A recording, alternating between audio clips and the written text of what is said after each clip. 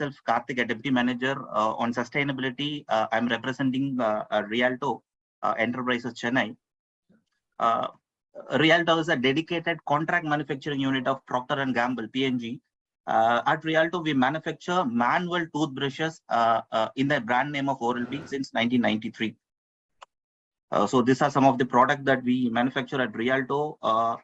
From this facility, we export to more than 135 countries globally. You might have seen all this product in the supermarkets. Here in this facility, we manufacture more than 60 variants of brush and more than 250 packaging configuration, depends on the country it has been sent. So as I mentioned, even though we are based out of Chennai, we majorly export to other countries from this site. Specifically from this site, we export more than 135 countries globally.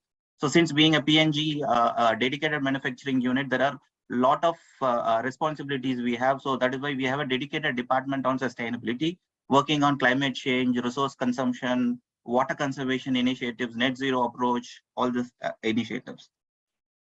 So before maybe I'll give a small background about our production activities. So this is how we grow in a volume over the years. Starts from a volume in 2001, X volume in 2001. Right now we have 22X in 2022. So we grow every year the volume because the demand is very high. The product demand is very high. So let me quickly cover some of the sustainability initiatives that Rialto is doing before I go into the session. If you see some of the major highlights of sustainability initiatives at Rialto, we are one of the best-in-class energy and material efficiency unit in this sector. And we are also a water positive. What we are talking about is net zero approach towards water. We are one of the water positive facility. We are 1:3 water positive facility. And 55% of our overall energy requirement comes from renewable energy. We have 1.74 megawatt of solar PV panels in our facility. So 55% of our demand is met only by this 1.74, and we have a target to become carbon neutral by 2028 and net zero by 2040. So before India could reach the target of net zero by 2070, will be reached by 2040 itself. And our facility is a zero waste to landfill facility, which means more than 99% of the waste generated at our facility goes for recycling rather than landfilling. So we have a dedicated team working only on the waste generation and how to divert that waste from going to landfill. So we are also a zero waste to landfill certified facility, and some of the other activities that we are doing a flagship program on green supply development program. So through that program, we are decarbonizing our value chain. We do create awareness for our employees. We visit frequent audits to our suppliers, all the suppliers, on energy conservation, water conservation. So it's a flagship program that has been run by Rialto. A few other things I put it here. These are some of the areas that we are at Rialto working on sustainability. Few other awards that we have won recently in 2022. We are one of the platinum certified green core rated company in India. One of the highest rating, highest award given to industries working on sustainability and green initiatives. And our efforts has been greatly recognized by Tamil Nadu government and Tamil Nadu Pollution Control Board. This year we have received Green Champions Award for our initiatives on water conservation and environmental restoration. And we have also awarded 1 lakh cash prize. Minister Mr. Mayanathan has given away the award this year during the World Environmental Day celebration. And we also won a Star Performer Award this year for the green initiatives from CII. And we also won a Excellence in Water Management Award from CII, and also Best Water Body Restoration Project this year in 2022. All these efforts that we have made in last few years, last 2-3 years, that has given this recognition so far. So a few other awards. We are the best excellent business partner from P&G for the last 8 years. Consecutively, we won the award for the last 8 years. So now we come into the main agenda for today, water conservation. So all these initiatives of water conservation, sustainability, greening the supply chain, it all starts from our CEO vision. Our CEO is the starting point of all these initiatives. So what he has done is whatever the commitment he has, that has been converted into a detailed environmental and sustainability policy. So if you see for water, we have a detailed guidelines also available our policy says conserve and reduce consumption of water by recycling and reuse of water through proper waste management practices and water conservation measures. And we also have a detailed guidelines substantiating this environmental policy. So in that policy, we might be having we'll be having a target on each of the resource consumption area. Let's say if you take water, we have a target of 10% reduction every year on year. Similarly, we have an ambitious target of 1:4 water positive facility by 2025. This is our some of the targets that we have in terms of water. So we have a detailed water policy guidelines that has given a target and framework to work on these initiatives. So quickly, what is the approach that we have adopted? It's a simple 4-step approach. Starts with the awareness creation. Being an employee intensive facility, in our facility, more than 1,300 employees are working. So being an employee intensive facility having a large number of footfall, without the awareness creation, we believe we cannot conserve any resource, whether it could be an water or energy or material conservation. Without the support of employees, we cannot do anything. So what we did is we started with the awareness creation to all the level of employees. Let's say if, irrespective of the employee grade, whether it is a shop floor employee, we have a detailed awareness program for the shop floor employees. For the management staff, we have a detailed training programs every fortnight, and for the core team working on water conservation, we have a training program every fortnight specifically on a single topic. That is how we have done. This is the first approach. Then metering and monitoring. Of course, anything that is not metered, that cannot be conserved. 100% of the water consumption at Rialto is being monitored using IoT-based softwares, and the meters what we use is an ultrasonic meters. It doesn't require any calibration. So we have an online monitoring software. So whatever the major consumers at Rialto is being monitored through online, and we have an alert system as well. So when there is a leakage or there is an over usage of water, we'll immediately get an alert so that we can rectify those issues. And every week Saturday we'll be having a root cause analysis session. So we'll analyze the problems happened in that week, and we'll try to correct that problems in that weekend. And a third major area, a major approach, what we have followed is reduce, recycle, and reuse. So when we say reduce the water consumption, what we believe is reduce the water consumption at the source itself. Because once we use that water or consume that water, it becomes a wastewater. Then we need additional treatment system to reuse that water. And again, if you see the reusing application, it is very limited. We cannot use that treated water for process application. And the treatment application is also limited. So what we did is we try to reduce the water consumption at the source itself by providing water efficient fixtures. Then second thing is recycling. So whatever the wastewater that is generated at our facility, what we did is we 100% recycled that water, and that treated water is being used for other applications, like irrespective of their process. What we did is we treat and reuse the water for solar panel cleaning, then floor cleaning, then urinal flushing in the restrooms. Urinal flushing, we have used the treated water, and garden activities. Then finally, recharge. Recharging the rainwater, that is what we did as much as possible, either within your boundary or beyond the beyond your boundary. So here at Rialto, what we have is we have an excellent rainwater harvesting system to capture the rainwater from roof, paved and unpaved area. So I'll quickly take you to that part at the later part of the presentation. And apart from that, within our boundary, what we did is we also do a rejuvenation projects, pond rejuvenation, lakes, construction of check dams that to the nearby villages. That is what we are doing it for last 3 years. So what I'll do, I'll take you to each of this approach individually: awareness creation, metering, and reduce, recycle, and reuse. What we have done in last 2 to 3 years. Let's say first part is the awareness creation to our employees. So these are some of the strategies that we have followed at Rialto to create awareness to our employees. Let's say, as I mentioned, periodic awareness programs specifically for the shop floor employees, and the training programs on water conservation on every fortnight for the core team working on the water conservation initiatives. Then a display of posters at the periodic locations to create water conservation, awareness about water conservation. And every year we do celebrate World Water Day in a grand way with a lot of competitions, drawing competitions, all those things will be there for the World Water Day. And we do also celebrate World Environmental Day in a grand way for more than 4 to 5 days. And finally, all the employees will get recognized if they give a good idea on water or energy. So this is how we have created awareness in our company. So few examples on awareness creation. Last year, we have celebrated this World Water Day in a grand way. Employees are taken pledge on water conservation, and we do also conduct competitions on World Water Day. This year, a theme was making the invisible visible.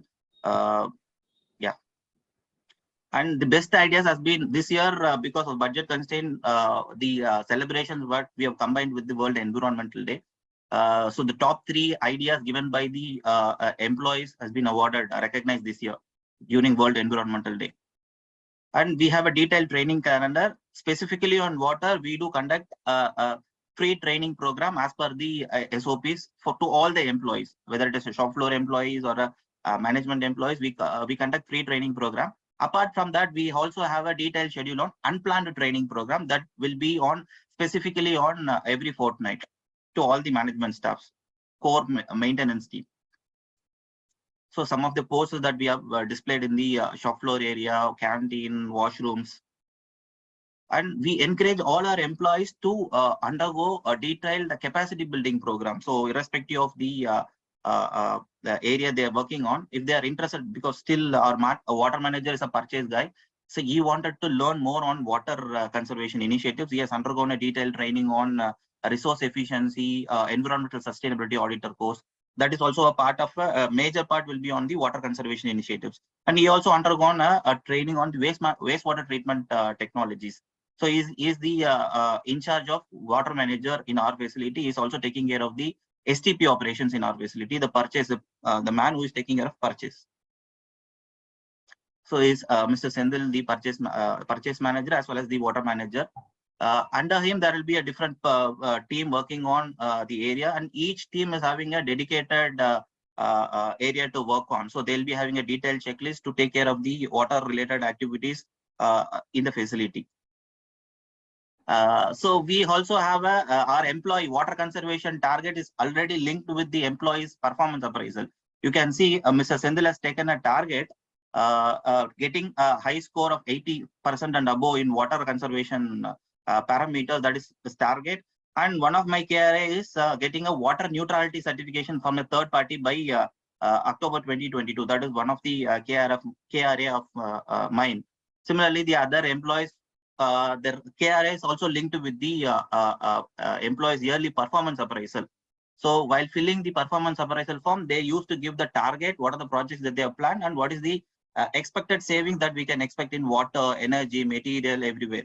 So individual manager will give this numbers to the CEO. And we do have a detailed water balancing diagram. So we do map our water balancing at our facility. So this is our water balance diagram. So on an average, every day we consume around close to 29 to 30 KLD of water, 29 to 30 KLD per day. And if you see, we take this water from 2 of our one borewell and one open well we have at our facility. And water is being diverted to canteen, restrooms, and office area. Office area, we have one more restroom. And all the water that is used water, grey water, has been sent to the STP. After treatment, we reuse a portion of the water back for flushing operations and other applications.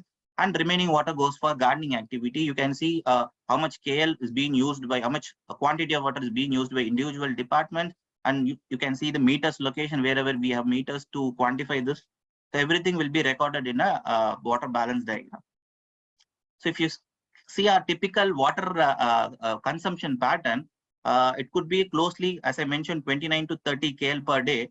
Most of the water, as I mentioned, is an employee intensive industry. So 70% of the water that being used in the washrooms and canteen, 70 to 80%.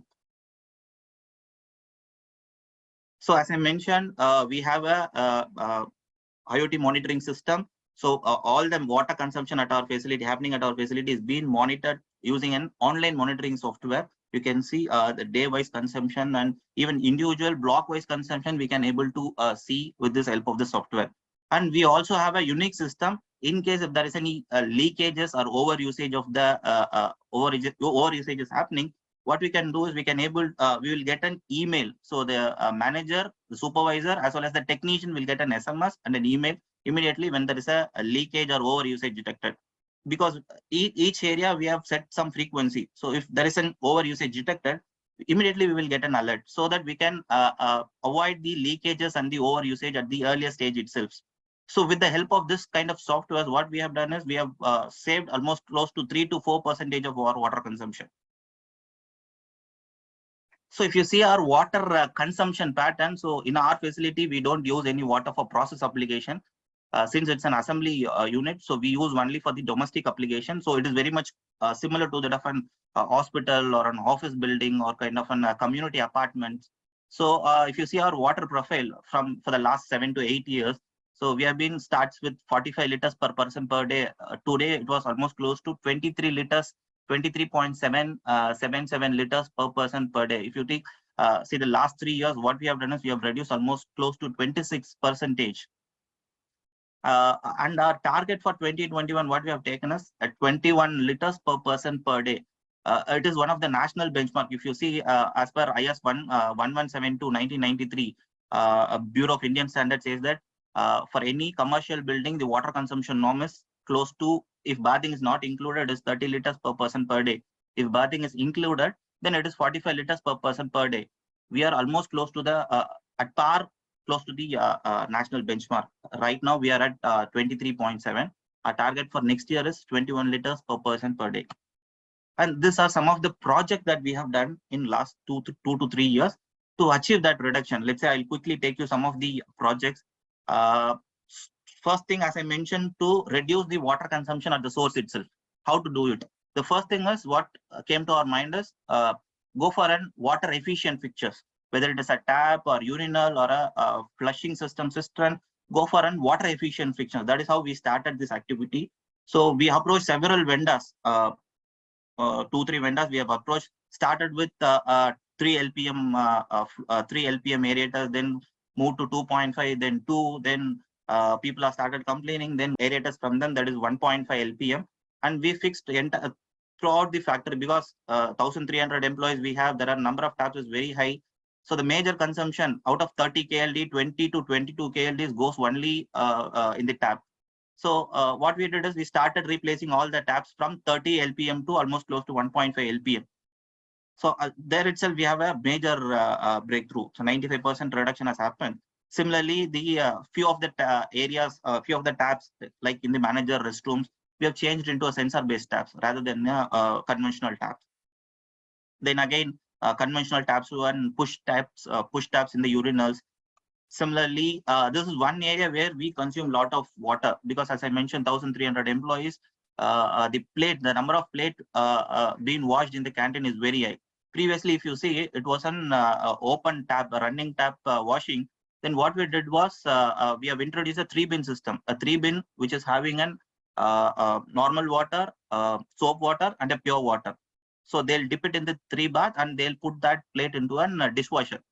So thereby we can able to save 37% of the water consumption or existing water consumption. Then previously we don't have any ultrafiltration system. Then when we decided to use treat and reuse this sewage water, what we did was last year we have installed this ultrafiltration system. So after the ultrafiltration system, what we did was we are reusing our treated water for flushing application. First the solar panel cleaning, then for the urinal flushing, then for the floor cleaning in the restroom. So we are reusing our treated water, sewage water, back for the other applications. So thereby we have reduced our fresh water requirement.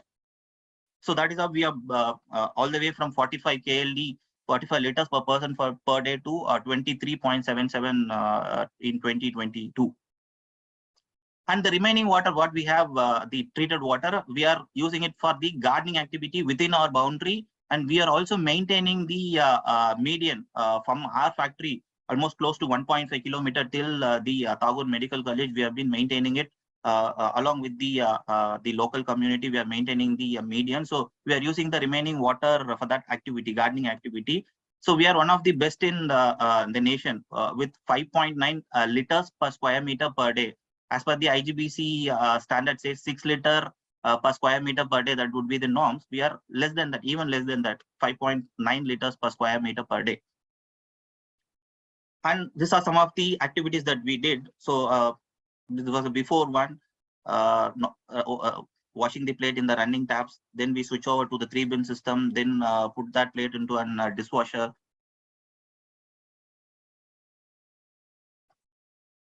This is a small video, yeah.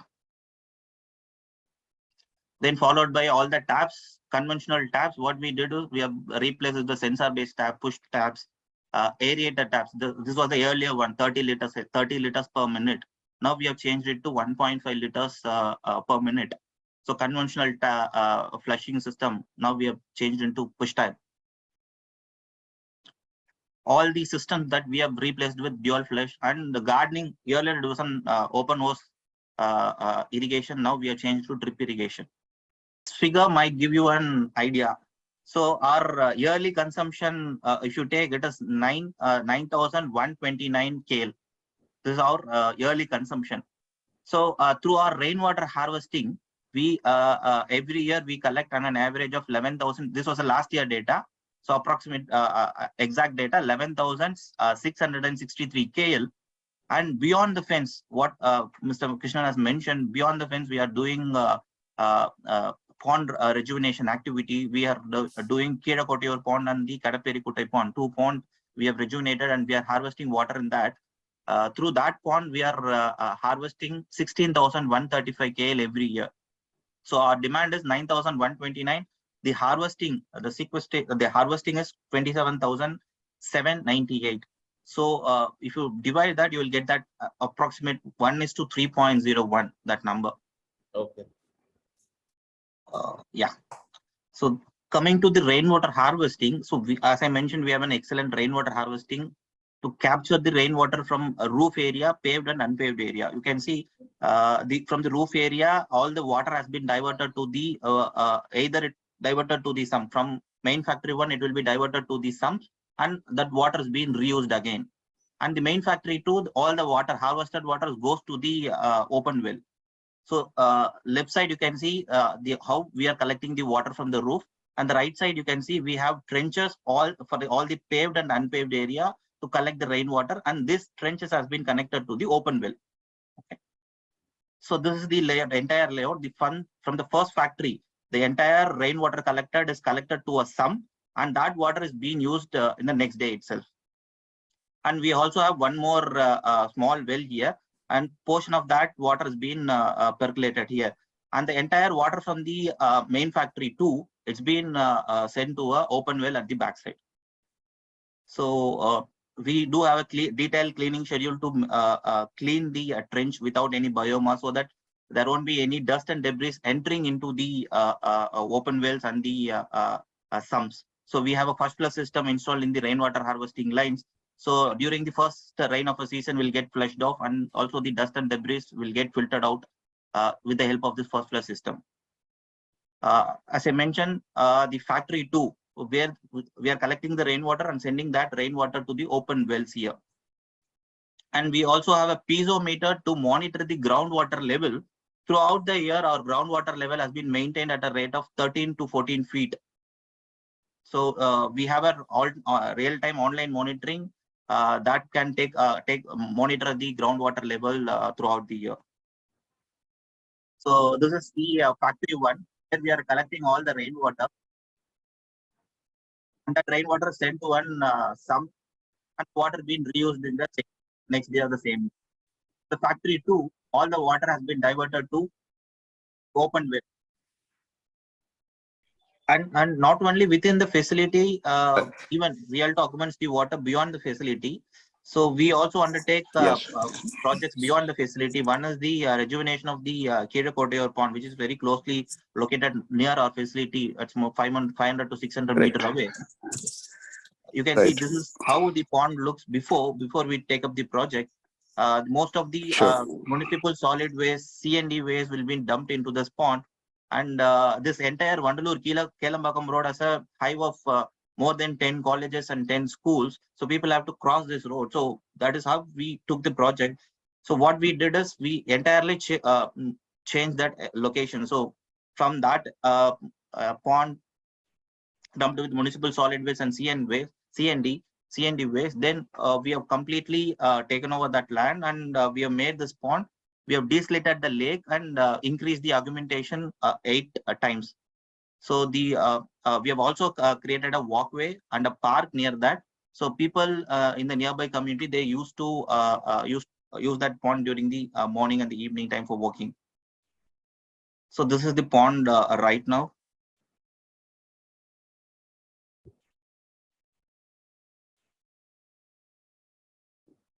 Mentioned, we have increased the augmentation 8 times from 902 to almost 7135 KL per year.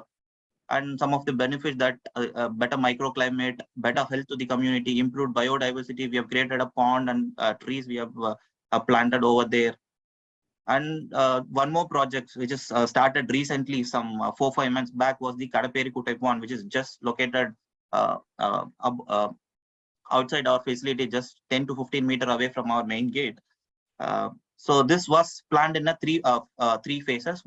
Phase one was the deslitting of the pond. Second phase was the construction of bund and a walkway around the pond, and third one was the biodiversity creation and park creation in that.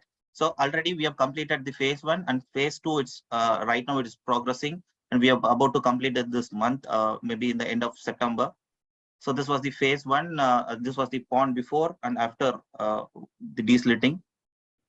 And we have also constructed a bund around that pond. So the fund allocated, and it was a huge budget was spent for this pond. This was also done along with the local panchayat, support of the local panchayat. So the expected augmentation 4,300 to almost 9,110 meter cube of augmentation we are expecting. So this project will likely get completed by the end of November, December. So we also adopt several schools, beaches, then hospitals in and around Chennai. So this is one park we are maintaining at Thiruvanmiyur, RTO Park. So the entire park has been maintained by Rialto, and we also created several rainwater harvesting structures there. 10 numbers of rainwater harvesting structures we have created. Around 1,624 KL have been augmented there. And few other projects which were in lineup for the next 6 months. Total for the last 2 years and the next 1 year, the total budget allocated for water conservation activities alone, it's close to 43 lakhs of budget has been allocated for various activities. So, thank you.